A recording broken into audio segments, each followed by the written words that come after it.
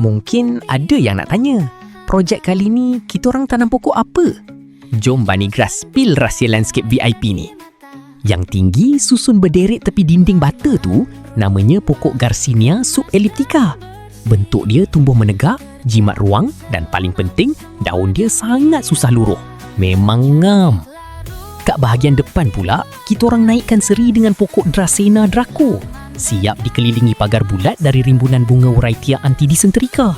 Letak je combo ni, terus auto dapat vibe macam resort mewah guys.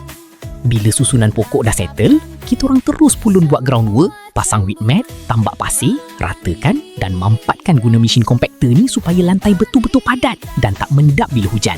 Barulah padu. Nak pasang artificial grass pun senang nanti.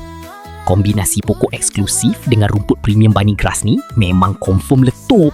Korang stay tune tunggu kita orang hampar rumput nanti, okey?